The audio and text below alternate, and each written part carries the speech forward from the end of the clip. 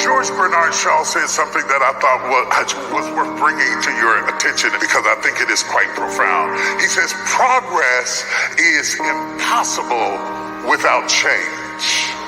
Progress is impossible without change. You cannot stay doing the same thing and expect things to change. It is impossible to have progress without change. And those who cannot change their minds cannot change anything. The profundity of their statement is quite profound because the reverse is also true. If those who cannot change their mind cannot change anything, those who can change their mind can change everything. Then the profundity of the thought is centered around the thought, I have spent too much energy, Dexter, trying to change other people's minds, trying to convince them of my motives and my thought and that how they thought about me was wrong. I didn't realize that their decision didn't alter my destiny. You don't have to like me for me to be blessed. You don't have to like me in order for me to be successful. You don't have to agree with me in order for me to succeed. Why have I expended more energy in changing their mind when I should have spent energy changing my mind? For as a man thinketh in his heart, so is he.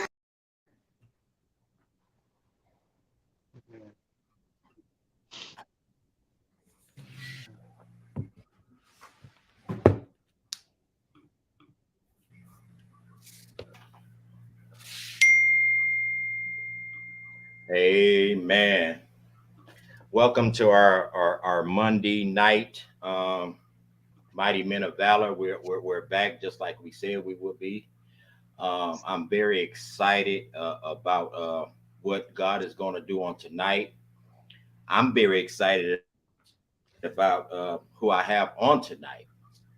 I just thank God for first and foremost for waking us up this morning to see this day. Yes, Lord. That we're in our right frame of mind, and that He has us here to do not our will, but His will.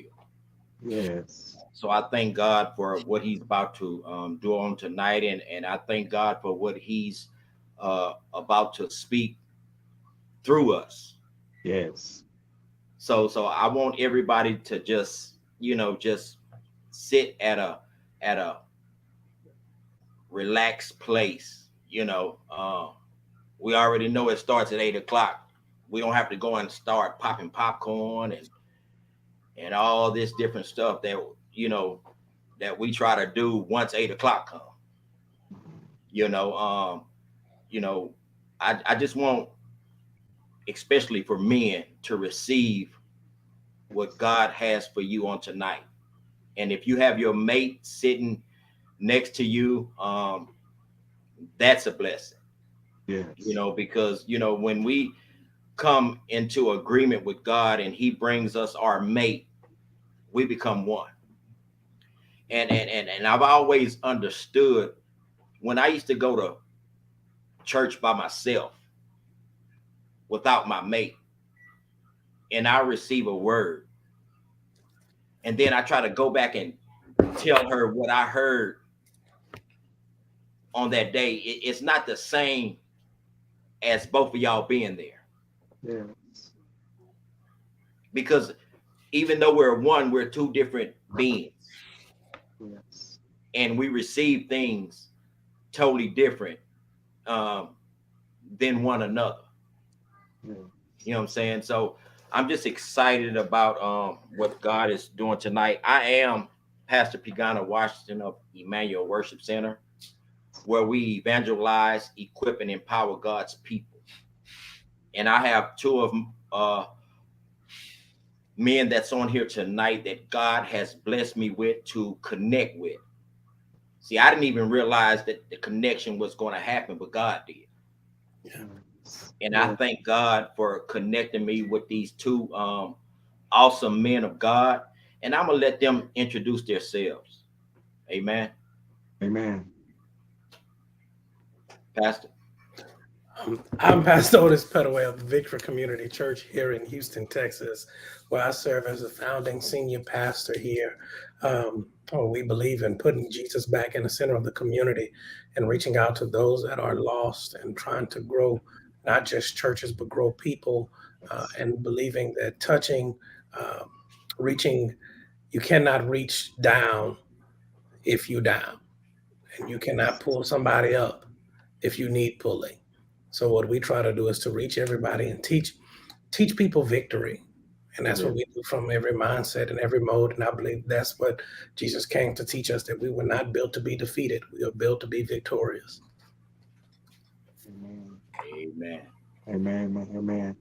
I'm Deacon Burks, and I serve at Emmanuel Worship Center up under Pastor Pagana and Pastor Baberto. And I'm just excited, to just be a part of, just to be able to serve and let the Lord use us the way He want to use us, not the way we want to be used, and continue to, to just be a blessing to others.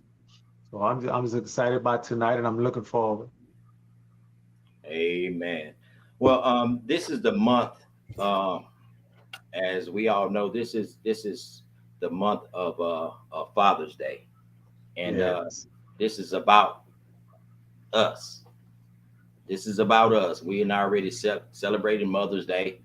Ladies, don't get upset with me, and y'all already had y'all day, and this is our day. But honestly, this is very important to me. That's why I prayed to God and asked Him to help me to create a platform for men, and He's done it, and I'm going to be obedient to what He has placed upon me, no matter what. Man. No matter what I'm going through, I'm going to make sure that I be to God. Um, on tonight, I wanna I want to share a few things, but I'm gonna I'm gonna let Pastor Pedway be the centerpiece, but Yes. we're gonna ride with you. We're gonna ride Amen. with you. But before I got home, I talked to my wife about what she shared with me on yesterday, because I was at work praying all day today about a young girl. She's 7 years old in Dallas, Texas, that got abducted. Her and her little brother, he's 9 years old. I don't know what happened. I don't know how their parents sent them to the store, allowed them to walk to the store by themselves. I don't know the situation. Oh, Uh, but as they were traveling to the store, a car pulls up, and he puts both of them in the car. oh, But what happened was he scared the little 9-year-old brother. He's the oldest, and he made him get out the car, and he drove off with the little girl. wow. God have mercy. I say it. Man, wow. I apologize because I have kids. Now that's okay. That's man, I that's have daughters, and it wow. and it and it, and it makes me angry, Yes. because and that makes me realize that we're powerless over people, places, and situations, Mhm. but we're all powerful in God. And Amen. it make me realize that as a pastor, we cannot help everybody. We only can help the people that God sends our way. Yes. But we can pray Mhm. this thing out. Yes. And when I come home today, after praying all day at work, my wife said that they found the little girl. Amen. To God be the glory. And Thank you. and that's where we're one of the things that we're going to talk about tonight. You know, Pastor Petway, I preached a sermon on yesterday about God sees you. Mhm. God sees us. Yes.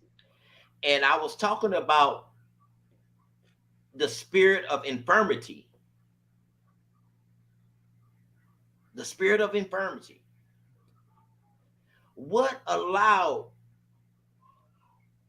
their mother or their father to allow them to walk to a store at that age, 7 and 9? Oh, Me and my wife have an issue with Emmanuel just going to the weight room and he 18. mhm. You know why? Because last year, and she can vouch for me, this mother come home from the grocery store. She pulls up to her apartment complex. She goes upstairs and she tells her son to go down and get the groceries out the car. He never came back. Wow.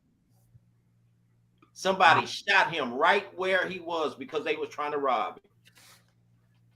Wow.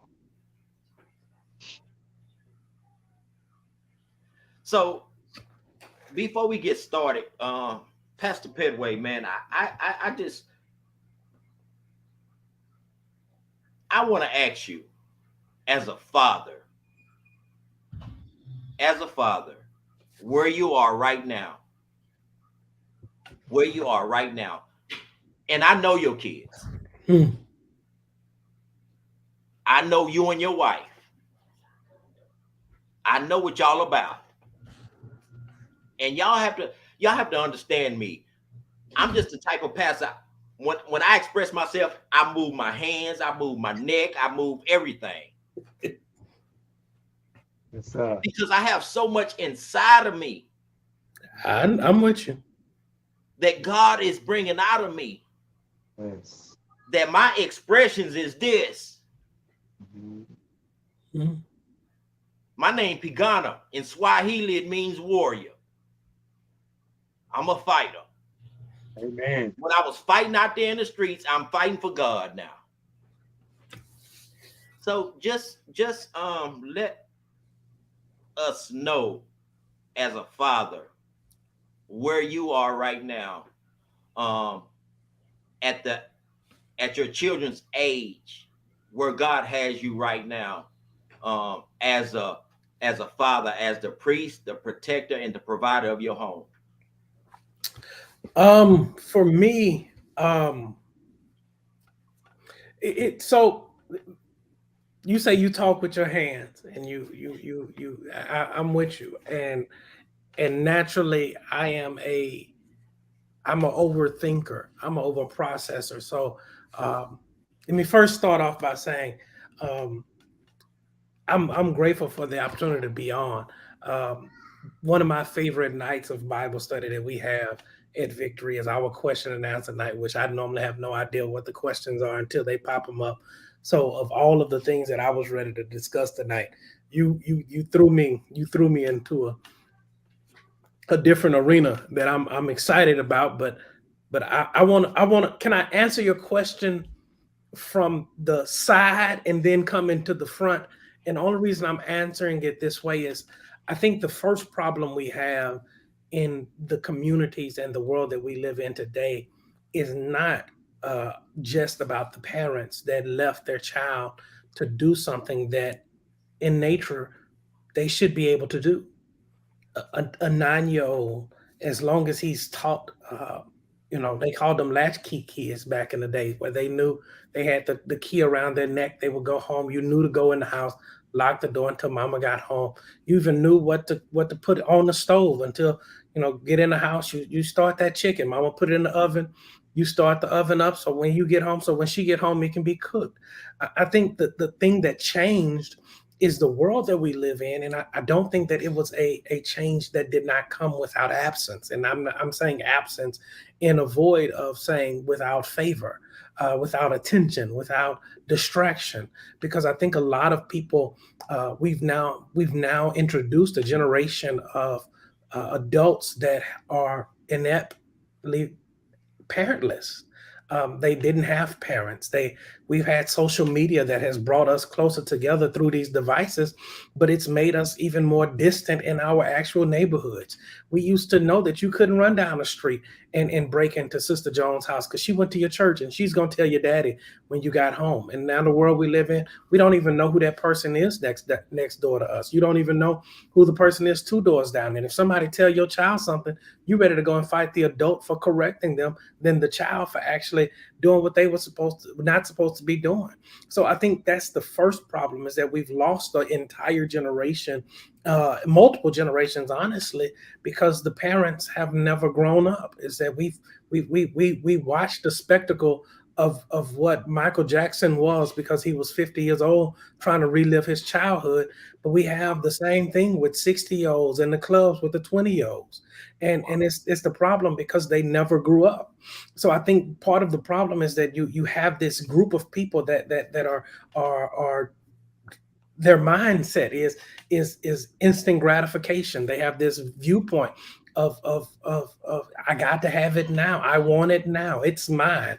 If I can't have it, then who's gonna give it to me? And if you won't give it to me, I'll take it. So they go and take children. They go and break into cars. They go and it's instant gratification at any level. And whatever the manifestation of it is, it's just purely because they're not prepared to live in this world, because they're raised by people that either were too distracted with life, that did not allow them the opportunity to work through what they needed to actually work through, or they just had a lot of stuff going on.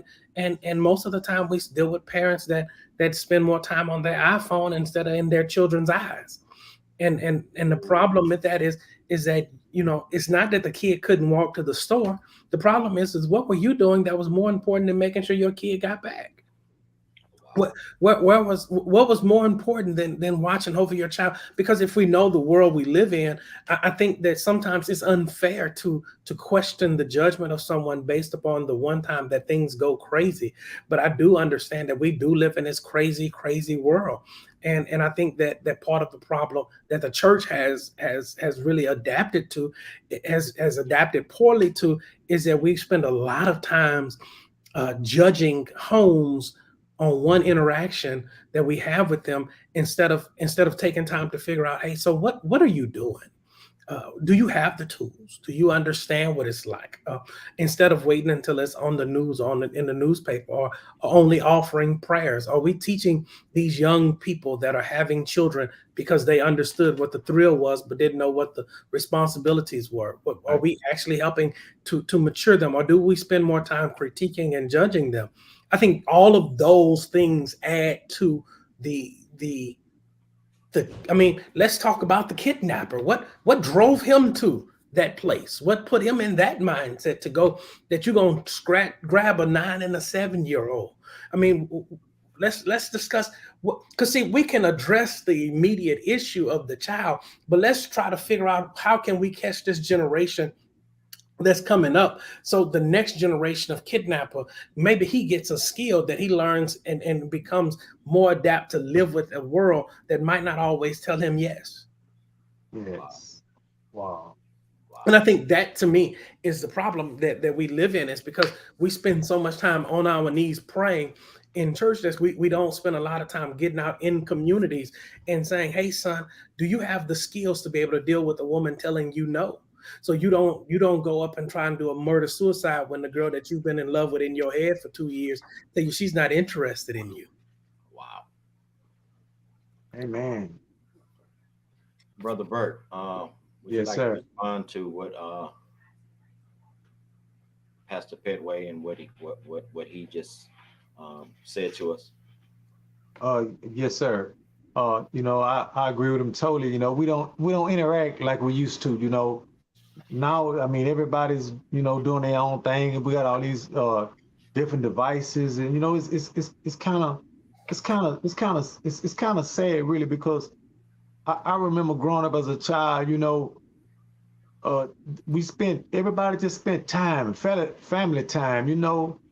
Man, it was like, you know, you interact with everybody, people's, you know, like like the pastor said earlier, you know, and I just when he said that, I was like, wow, I was blown away because he's right. We've been living over here in our neighborhood, I think going on 10 years now, and man, I only know a couple of my neighbors, you know, and I was like, wow, that is so true. It's sad because I remember growing up as a kid, and you know, like the neighbors or somebody could see you doing something and would take you to your mom, and you get disciplined. As a matter of fact, they get disciplined too. Uh, the worst thing you could say was, "Well, no, I didn't do that." Well, okay, the first thing my parents would respond would be, "Okay, now you calling Mr. or Mrs. So and so aloud." So that's not it's like a 2-for-1, you know. You know, it's kind of I don't know, but we need to. I don't know what direction we need to go in as far as getting that back. Being able to just to reach our youth because it's really sad. It really is because we're allowing. And here's the thing that really bothers me because we're allowing ungodly people to raise them. Mm. And that what gets me because they offer to the social media and all that stuff, and man, that stuff it's just so corrupt. It really is. So we just have to come together, and we have to come together and just really do whatever it takes to get our kids back this generation because it's just going to get worse. Yes. Pastor Way, man, when I was just hearing you speak, man, you just kind of helped me just Yes. to relax and release. And when you was talking about the community, that is so important. I'm so about outreach.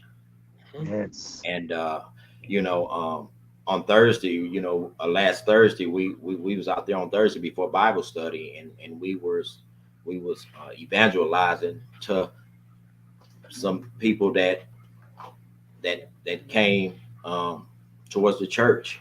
Um, they were going to the store. They would, but they stopped and they allowed us to minister to them. You know what I'm saying? Because even before you spoke, even when I was at work, I was just so I'm gonna say throwed off because I was so throwed off because I can see my kids in that 7-year old and that 9-year old, Yes. and the first thing when I said earlier, I was like, well, what was their parents thinking? But then that lets me know that we're powerless Mm.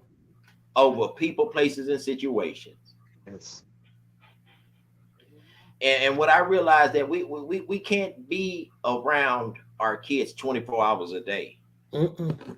You know what I'm No. saying? Even when we go to work or we have if you have a business meeting or if you're going out with your wife and even if you leave your kids with a babysitter and all this different stuff, But but we but, have but to yes.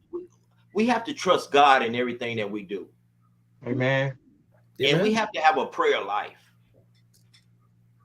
that God covers us because you know you said something. It's like, I asked myself, what was the parents thinking when they sent them kids out there like that? And what you have motivated me to do as far as evangelism and outreach is to dig deep down into that and just truly bring it to life. Yeah. You know what I'm saying? Because the parents that sent their kids out there, they may not be in a mental mind state and really understood where they sent their kids out and wasn't expecting that to happen. Yeah. They may not know no better, Mhm. but God. God. Okay. Yeah. But tonight is about fathers. Mhm. It's about fathers. And this is for you, Pastor Petway. Yes, sir. Um, for you, being a priest, protector, and provider of your home, when God gave you your family, let's talk about in the beginning, when He prepared you for who He blessed you with. What was your first steps into getting into that role as a priest, protector, and provider of your home? So for me, and I'm probably the worst person to answer this question. um,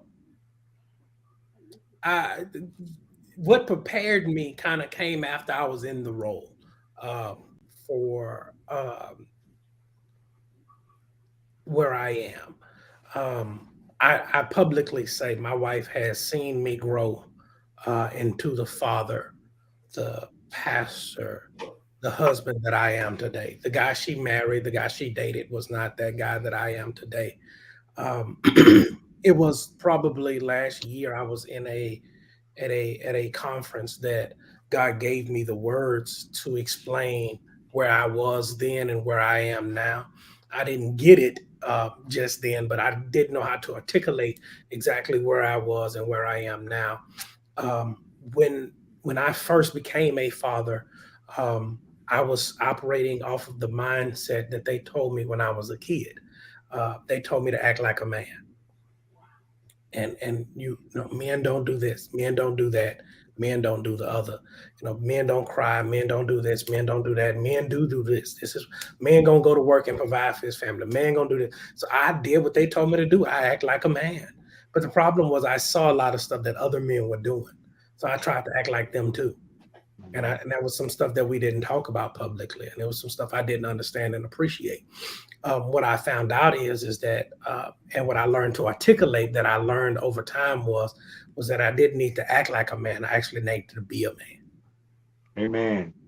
And when I was acting like one, sooner or later I was going to get tired of playing that role and go back into the boy that I enjoyed being more. Mm. So when I became a man, when I became a man, I put away certain childish things, and I think that one of the lessons that I've learned is that in being a preacher and being a pastor, I'm a man first, and God called the man. He didn't call the preacher to be a man. He called the man to be the preacher. And so, which is why I tell my church, as much as I love my church, my first ministry is at home. You can't minister across the country and you can't minister across the hallway. Ooh-wee. And so my first ministry is my house. If I cannot tell my son what thus said the Lord, if I can't lay hands and pray with my son, if I can't stop him every now and then and say it's all right to hold a man's hand and we're gonna pray. Is if I can't tell my daughters that it's okay to start doing this and you need to do this and I pastor the people that live with me. Um, that's probably a little bit deeper than most people want to hear, but they live with me. They see every side of me, and they still trust me to be their pastor. So it was Amen. certain stuff I can certain stuff I can fake in front of people. I can't fake it at home. And that was some of the stuff that I learned with being the priest and the provider and protector of my house, because it's okay to say it and it's okay to make people think it, but the reality is, you know, they see you when you broke down, they see you when you stressed out, they see you when the people that you're the priest for outside of the house are the ones making you cry in the house, and you stressed out and got to bring that home, but you still have to be able to carry that and protect them from everything that they have going on. And they don't, and so people don't always see that and appreciate that. But I think that for me, being a father has been one of my greatest joys, my biggest struggle, but greatest joy. I love my children. I got two girls and a son, you know, one of my biggest joys of life is seeing them, you know, be able to do stuff that I dreamed of as a kid, or being able to give them things and provide for them in ways that you know, in protection and comforts and stuff and like that. But it's one of the things for me, especially with being able to help protect them, you know, when I see me in them. And that's one of my biggest struggles, is parenting the me out of my children. Some of the mistakes that I made, some of the stuff my personality traits, you know, all of my children carry different traits of mine, and they all are different, but they all mine, you know, and I love them to death. And I think that people don't, that's my wife, hey baby. So y'all, I mean, so it's different for me because, you know, I've seen men that, because they didn't teach us how to um, have happy marriages, they taught us how to have long marriages. Yes. And we went on a cruise. Me and my wife went on a cruise um, in January, and one of the people at the table asked us, uh, you know, how do y'all stay married? Like, what's the secret to staying married? I said, oh, don't go by the divorce court. And everybody at the table just bust out laughing, and they thought it. I said, but no, that's the secret to staying married. Just don't get divorced. Now, if you want to know how it is to stay happily married, that's take work. That's right. You got to do some work, because you don't share DNA with this person. You don't do this with this person. You know, certain things that you give your children, you don't necessarily give your spouse, Right. because they don't naturally share. So I think for me, fatherhood, to be a father, is to be, you know, some of the stuff that I've had to do is because I seen it done with my dad. Some of the stuff that I seen I've had to not do is because, you know, I realized that as much as I love my dad, he's not perfect. So some of the things that I picked up probably shouldn't have been carried to another generation. Some of the stuff he did do, I didn't like it. And so I thought I didn't need to do it. But then, you know, parenting, I realized, and keep doing the work within myself. I learned some of the things he did do. I probably need to do with my own son. My dad was a hands-on kind of guy. He would go out and fix stuff and break stuff down and move stuff, and he did it all. I know how to do it. And when I got out of his house, my biggest thing was, God, let me get a job that I don't have to do that. I'm gonna pay somebody to come and do it. But every now and then I put my hands to it and show my son how to put stuff together and how to move stuff, how to do, let's fix this together, because it's a skill he needs to know. Because if I don't have the money for it, I know how to do it. And I think that that's a lot of times we don't have those things to pass down to our children, and those of us that do are so busy we don't have the time to pass it down. And I think that's one thing that I've learned, and that's the last part I'm gonna say about that, is that one of the biggest things that I've really learned in this season of my life is that there is no balance between ministry and family. That's one of the biggest things I've learned, is that there is, because most people struggle trying to find the balance. There is no balance. Both Wow. are the same. My ministry is my family is my ministry, and my ministry is my family. Wow. And so my kids don't go lacking because I got to have teachers meeting. You come in a teachers meeting, or we're not going to have teachers meeting, because when my church need a break, I'm about at the point of needing a break too. So we take a break. Yeah. God is not unpleased because you didn't have teachers meeting, a Bible study for 1 week, because you needed to spend time with your family. Wow. You're not going to a better heaven because you're at church every day. And your Wow. children are going lacking because there's no realness in their life. And we Yes. become so saved that they become so secular because they hate the church, because they feel like that's what it means to be saved. Wow. Wow. Mhm. Wow. Wow. Amen. Man, you know what? You know, Yes. because for me, man, I didn't grow up with a father. Hmm. My mom raised me and my brother as a single parent. So I didn't I didn't know the side of the teachings of a man. I knew the teachings of a woman, but I didn't know the teachings of a man. See, I end up, when we were staying out in Pasadena, California, when I was in the 4th grade, I became the man. I the one that went out to work because my mama needed a little extra. Mhm. You know what I'm saying? Hmm. And as we got older, Me and my brother still riding with mama. You know what I'm saying? Um, I didn't realize. I tell this to my wife all the time, and I don't know. We was in a sermon series or whatever. I didn't realize that God was walking with me all the way from my childhood to now. I didn't know that. And I look back, I showed her a picture of my house out in Pasadena, California. You know, I could Google it and it popped up. It looks different and all that. But I remember when me and my brother would personally, my mom would be at work. She would leave us at home by herself. But it was a church right across the street. And me and my brother would run right across the street. And we would go to service. I didn't realize what God was doing for me. And when I look back at our life, how God was protecting my mother and how he was protecting me and my brother. See, I didn't start realizing about fatherhood until I got older. And I'm gonna share the story because I was thinking about it today. Thank you, Holy Spirit. When my brother left high school from East Texas, he came to Houston and he started going to Texas Southern University.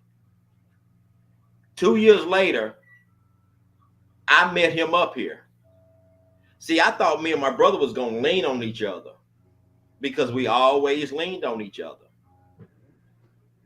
But then we separated because I was doing my thing in the music and my brother got into boxing. And when he got into boxing, the trainer that took a hold to my brother is the man that helped my brother be the man that he is today. And they still friends today. Well, Pastor, this genuinely what God just reminded me of a sermon I preached the first Sunday of this year, and I think that it's what most men would need, especially in this season of approaching a Father's Day. It was Romans 8:28. I call it Rule 8:28. Yes. Because I think what we don't realize is that, and the text says, and we know that all things work together for them who love the Lord and are called according to his purpose. And I think we quote that, but I don't think we really understand it. And I end that sermon by talking about the principle that nothing wasted. That everything you went through, God didn't wait. He said all things work together. Amen. Nothing was wasted. You know, whether you grew up with a father in the home or no father in the home, you know, if you didn't grow up with one, then it made you appreciate staying. If it did grow up, you did grow up with one, you understood that they ain't perfect. You know, nothing was wasted. And I think that a lot of men get caught up on regurgitating our stories, which means to bring back up. We bring back up our stories and don't take the pain out of it to realize that there's a lot of people that are going through a lot of the same stuff that we went through, and because we still are trying to process what we regurgitate, you don't get the nourishment from it. That's right. Yes. When you regurgitate something and didn't get the nourishments out of it, you still hungry. Yes. And I think a lot of times, you know, men, you know, I keep going back to my childhood. You know, the storytellers were women. You know, the women would sit on the porch and talk about life, and they would tell you stuff. You know, even in dating, man, most of my advice I got was from women. They would tell you what kind of girls to see and what kind of girls you don't deal with. And my grandmother could look at you, God rest her soul, and she'd be like, "Oh, not that one. Her eyes moving too fast. She's still." You know, she just was one of them. She just was quick with it. But when the old men, they wasn't trying to drop jewels of wisdom and knowledge. They was, they was trying to, what they said in Coming to America, sow your royal oats, go out there and do what you need to do. But nobody helped us. They raised us to be boys. Mhm. They didn't help us develop to be men. Amen. Yes. And the struggle that we have as fathers is that most of us have attempted to sit in a chair that has been empty for most of our lives. Yes. And so you began to try to play a role that you've never seen emulated in front of you.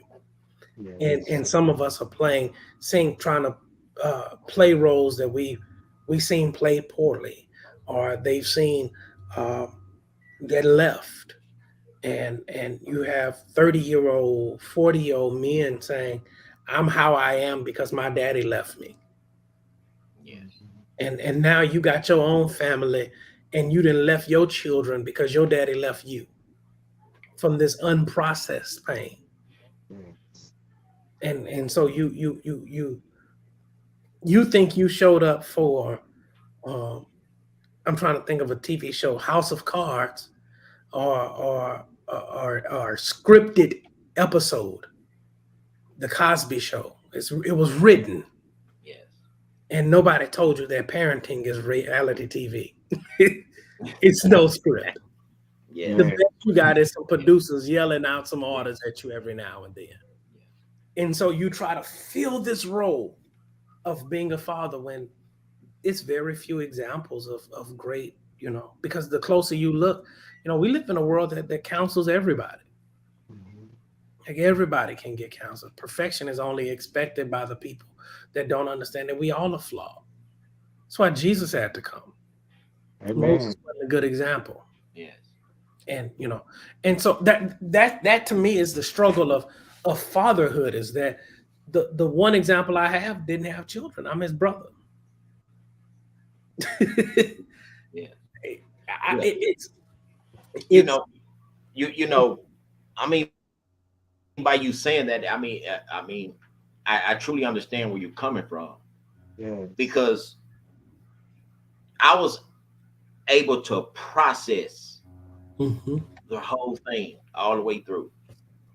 And what you said was, what I processed, Mhm. and when I got older, when we finally was around our fathers, I was able to forgive him Mhm. just by me uh, uh, going through life and understanding that when I was a child, you was trying to find your way. You was trying to find your way, just like I'm a father Trying to find my way. trying to find my way. Yep. Yeah. And here's the thing with my brother. He tried to find his way, and when he found his way, and guess what?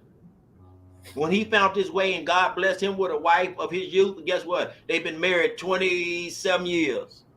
Man. And he got a Amen. son right now playing for Mississippi State football. Mhm. And people wonder why my brother act the way he act towards his family.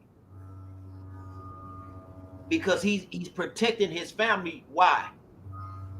Because he know where he comes from. Yeah. Why am I protecting my family? Because I know where I come from. Right. Even though God turned my life upside down, Mhm. if you understand what I mean, I'm with you. he blessed me with a family where I have bonus kids that are my kids. Yeah. And I'm going to train them up in the way that they should go. Man.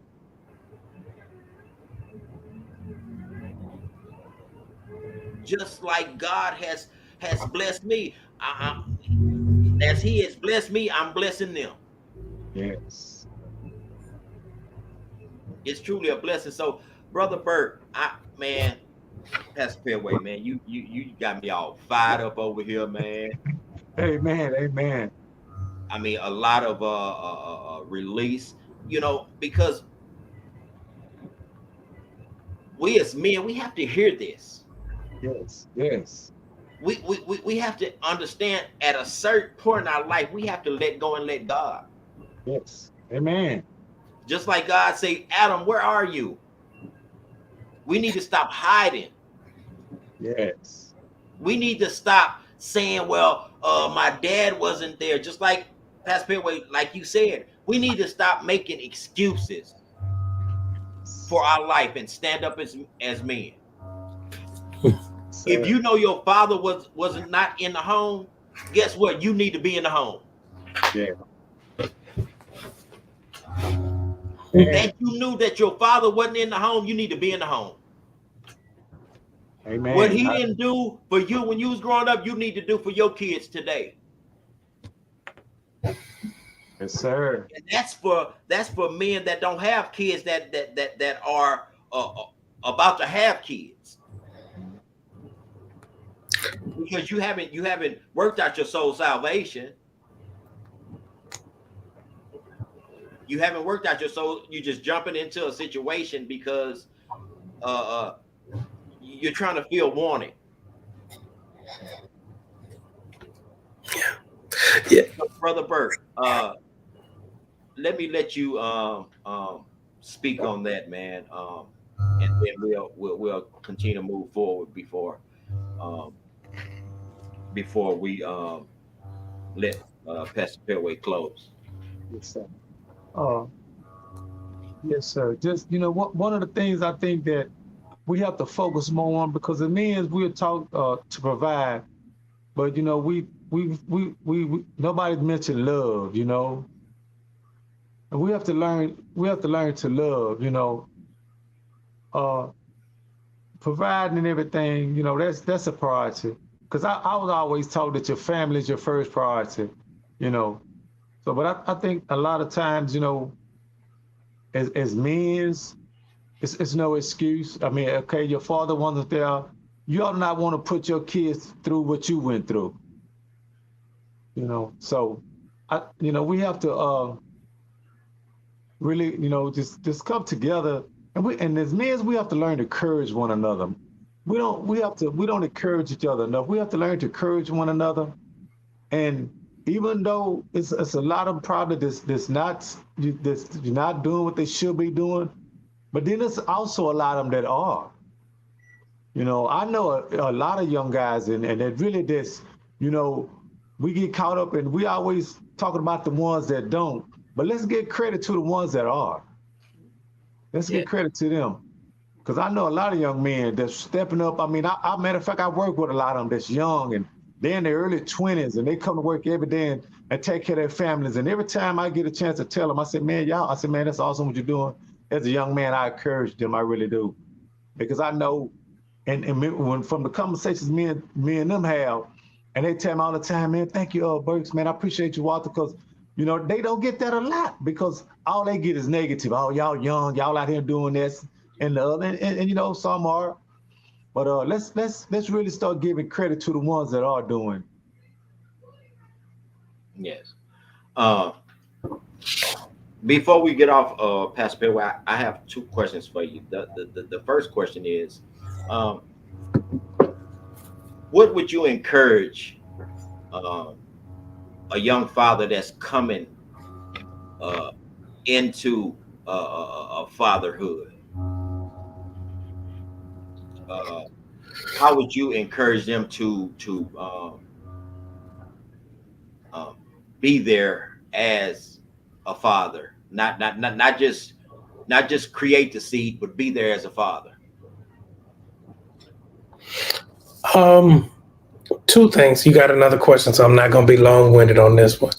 Um, Two things I would say. First thing I would say is choose commitment. Yes. Understand that planting a seed means you stay until the life of the seed dies. Yes. You cannot tap into uh, buying a plant and not wanting to stay there for the duration. So you know, for whatever you're doing, choose to be committed to uh, the seed above all. Uh, the second thing I would say is after you choose to be committed and be there, second thing I would say is find a mentor. And I literally mean a mentor, not a role model. Role models are viewed from afar. Mentors have their hand on you. And the reason that I think that those are the two important things that you do is because commitment means that I'm locked into it no matter what happens to it. And a mentor means I allow you to have a hand on me, which means you got to have somebody to check you. And you be Yes. doing your best, but you need somebody that's going to say, no, don't do that. I understand why you did it. And I would have probably done it too, but don't do that no more. And you need to have somebody in your life that can say, son, you might be what I call is don't be so right you become wrong. You know, you can push your right point to the point that you become wrong for how you made the point.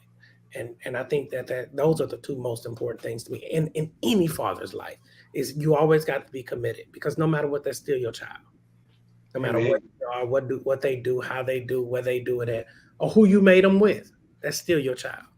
You Amen. make the decisions to bring them in here with that person, so you don't get to leave when you get upset. That's what commitment means: is that I'm committed to it no matter what. Then two, got to have somebody that can tell you what's what. You got to have somebody to tell you, no, son, I understand why you did that, but that was still stupid. Don't do that no more. Amen. This last question, man, I'm sorry that I'm gonna hit you with this one, man, but Okay. um,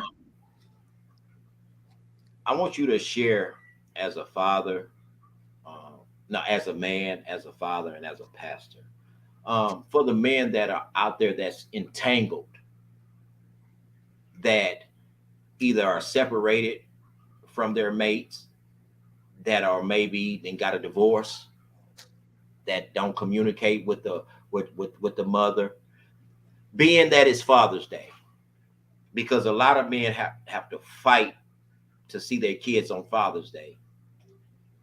You know what I'm saying? And when they don't see their kids on Father's Day, they even rebel more.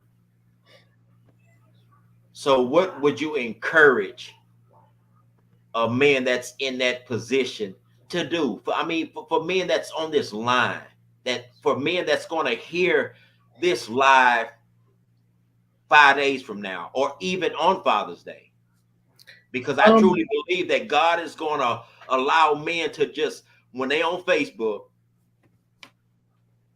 that's going to hear this live and is dealing with it right now when they hear that live.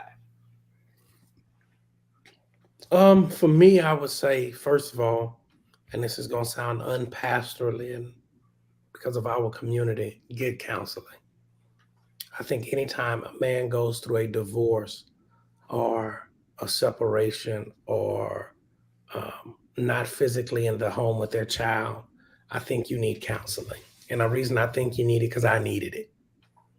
I think that most men go through a level of depression that we call life. We Yes. need to have some counseling. And I think that we act out as children because I genuinely believe that the only difference between most men and children is how much we pay for our toys. I think that we are very childish in our frustration, and I think my answer to your first question of commitment is that I'm not committed.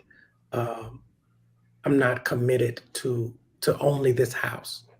You committed to your seed, even if it's not at your address. Uh, I think that most men have a misconception of what the U.S. judicial system is in place for. I think that most men don't understand that you can leave the house and still have 50-50 rights to your children.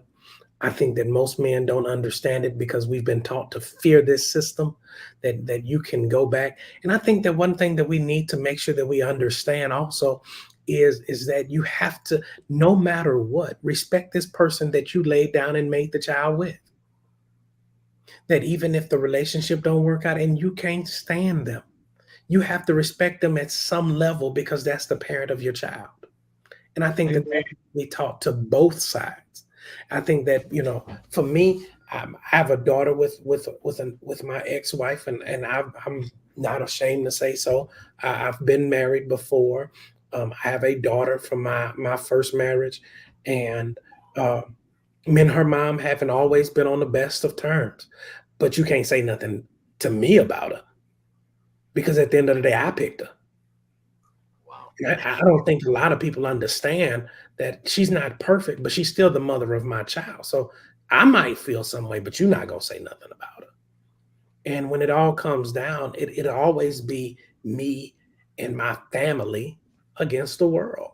So I don't think I think the biggest thing that most men need to understand, whether you going through a marriage, an entanglement, a separation, or whatever you're in, if there are children involved, I'm sorry, if there are children present, let me change my words because I want to make sure I'm very clear. If there are children present at the separation, they're not involved in the separation. If I was in my own Bible study right now, I'll start preaching right now. Because most men struggle because you think that the child is involved in the separation. They're only present. When you leave the house, you don't leave your seed. No, That's because right. that's mine. They look like me. They act like me. You can't see. Most people don't understand that most father, and I'm gonna go what Deacon Burke said. Most fathers go into depression because of their children, not because the marriage didn't work. We've been broke up with a ton of times. That don't send us over the edge. We deal with the struggle of failure, but that's only because we're taught as young boys, we're taught to win. So failure and defeat in divorce court hits us different. But Yes. when it comes to the main thing is our children, the thing that we were taught is the only thing you got to pass down to being taken from you. That's why my child has to become present in the divorce, but not involved in a divorce. I didn't divorce my daughter. I divorced my ex-wife. She didn't, Amen. she didn't divorce me. She divorced me. She didn't divorce me from my child. My child was present, but she was not involved in the divorce. And I think that most people struggle with that because when men are taught, they taught if you leave the house, you leave everything in the house. Don't worry about her no more. I can't worry about her. She'll always be the mother of my for 18 years. No, not for 18 years. Every time that child does something of any magnitude, they both gonna be expected to show up. That's right. And I think that people don't understand because you have this unnatural viewpoint of what family is. And because the family was never supposed to be separated, so now you have a child that is growing up in an unnatural environment with one parent, then you're trying to give them a natural upbringing and you don't understand you're inviting struggles, but nobody asks that because the child was involved in a divorce instead of being present in a divorce. And if they were present in a divorce, it wasn't two people divorcing, it was three people that were separated. Mhm. And nobody thinks about them when they go to the courthouse besides child support and visitation. But nobody says, what are we going to do that now I have all of this on me and you're going to be living across town? How are we going to still make sure that the best is for our child? Because that's what the courts say. What's best for the child? Wow. Amen. Wow. Wow. Oh, wait. Brother Burke, do you have any response on that? Man, hey, man, he told it like it was, man. That was awesome, man. That was awesome, man. We tend to forget, and I always say, man, from the cradle to the grave, for his parents, that's the mindset we have to have, and when you and your wife, or it's, even if you don't get married, because my first child, me and her mother, we never got married, but like I said earlier, I was always raised that it taught that your family is your first responsibility. So even though me and her separated, I always knew that my daughter was my responsibility, and no matter what I did, that she was my responsibility, and I still had to take care of her.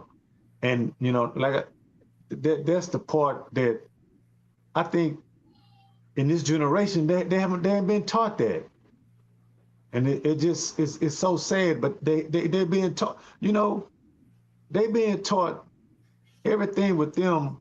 It's so sad that it's so materialistic. It's all about having stuff, you know, and they feel like that what makes them a man, and that what makes them a young lady. If they gotta have stuff, and they tend to forget the basic principles. They haven't been taught that, and that's kind of sad, because you know when I was growing up, we was taught that, you know, the material stuff, having stuff, that what don't make you a man. I was taught a man, when you handle your responsibilities, that what makes you a man. So we just have to continue to pour into this generation. And I agree everything Pastor said. I agree with him totally. Amen. Amen. Well, man, hey, you know what? I got to go to work at 4 o'clock in the morning, but I could stay on here all night, man. I really could, man, because you know, to be able to get poured into. See, because we have to realize we don't know everything. That's true. You know what I'm saying? That's why connections matter. Amen. That's why God brings people in your life, because everybody has a story. Everybody has a solution. I truly believe that, you know, people try to create their own solutions, and it end up blowing up in their face. Yes. Because they gonna create this solution to bring them, like Pastor Perway say, that instant gratification. They want the solution that's gonna make them feel good, but it's still not working out the issue or the problem. You know what I'm saying? This right here is therapy. Amen. Amen. And that's what I want the mighty men of valor to be. Therapy for men. Yes. And men that have wives. Bring your wives on. Because it's a difference when you saying, well, oh, baby, I was on the mighty men of valor, and this is what happened. But if she's on there with you to hear a man's side of the story, maybe she would get a better understanding. Amen. Than you going back and giving her half the story. Amen. Amen. So anyway, man, I thank God for you. I thank God for you taking out your time to come and bless us, and not only bless us, but just to fellowship with us. Amen. Because you didn't have to. You know, you know, when I came to you, you was committed to it. I mean, you beat me to the punch. You beat me to the punch. I didn't even have to call you. You beat me to the punch, man, and I'm so grateful for that, man. And I vow to do that for you in the time that you need me. I mean, we need each other, man. Yes. You know what I'm saying? When I fall, I need somebody there that's going to pick me up, because I don't know everything. And I'm still growing as a man. At 50 years old, I'm still growing as a man, and I'm going to grow for the rest of my life. Man. I'm not going to never tell nobody that I have arrived. So I thank you, man. I thank you. I thank God for you, man. And I thank God for each and every person that tuned in on tonight. We will be back next Monday, God willing. We'll be at the same place, same time. I pray that y'all be blessed. I pray that God continue to cover you, cover your households. And I pray that when you lay down tonight, that God gives you sweet, sweet rest. And when you rise up in the morning, that your eyes be set on him. Amen. Amen. Y'all stay on as we close, and y'all see the remaining of the video. Amen. Amen. George Bernard Shaw said something that I thought was worth bringing to your attention because I think it is quite profound. He says, progress is impossible without change. Progress is impossible without change. You cannot stay doing the same thing and expect things to change. It is impossible to have progress without change. And those who cannot change their minds cannot change anything. The profundity of their statement is quite profound because the reverse is also true. If those who cannot change their mind cannot change anything, those who can change their mind can change everything. Then the profundity of the thought is centered around the thought, I have spent too much energy, Dexter, trying to change other people's minds, trying to convince them of my motives and my thought and that how they thought about me was wrong. I didn't realize that their decision didn't alter my destiny. You don't have to like me for me to be blessed. You don't have to like me in order for me to be successful. You don't have to agree with me in order for me to succeed. Why have I expended more energy in changing their mind when I should have spent energy changing my mind? For as a man thinketh in his heart, so is he.